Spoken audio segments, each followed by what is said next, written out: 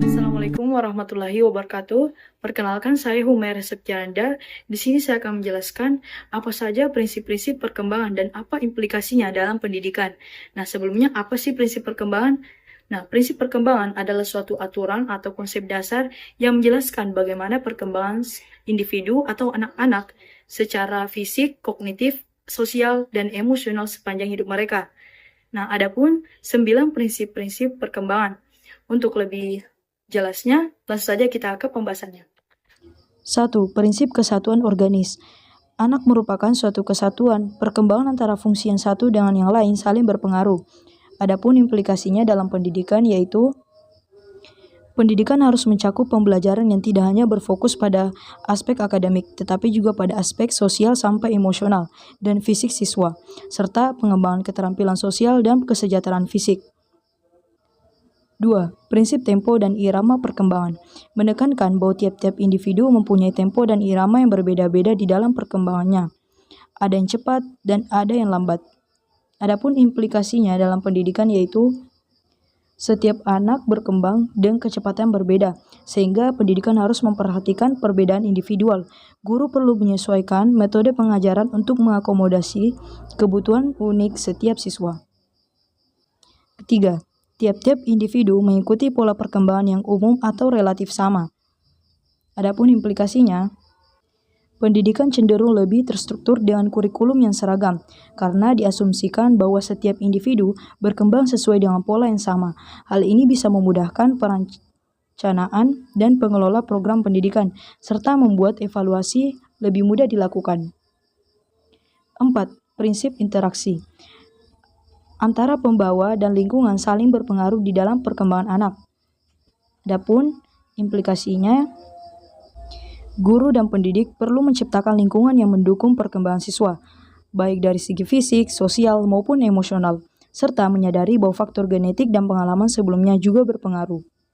5. Prinsip kematangan.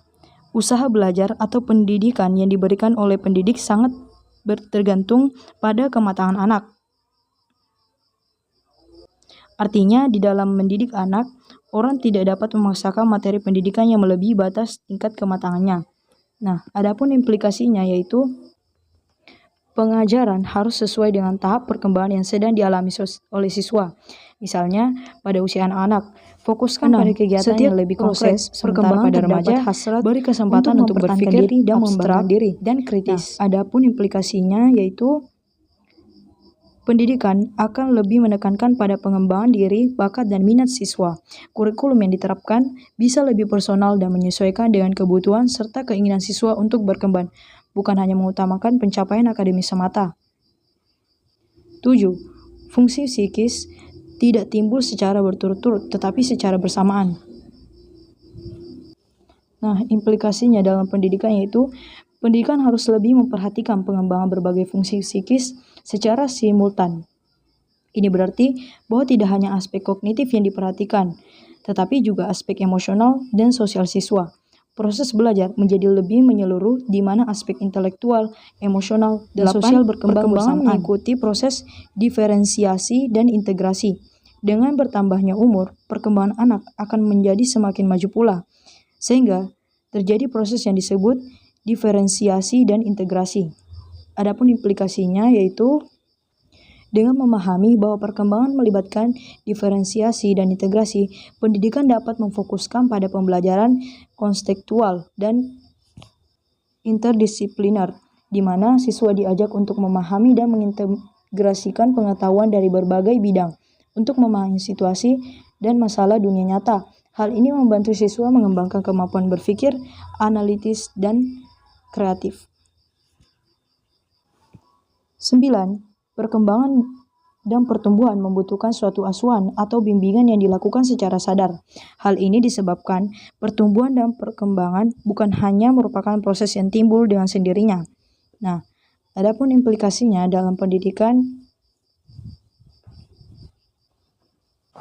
pentingnya peran guru sebagai pembimbing tidak hanya berfungsi sebagai pengajar yang menyampaikan pengetahuan, tetapi juga sebagai pembimbing yang secara aktif mendukung perkembangan siswa baik secara kognitif, emosional, maupun sosial. Guru perlu memperhatikan yang lebih terhadap kebutuhan individu, membimbing mereka dan dalam mengembangkan potensi diri dan mengatasi tantangan yang mereka hadapi.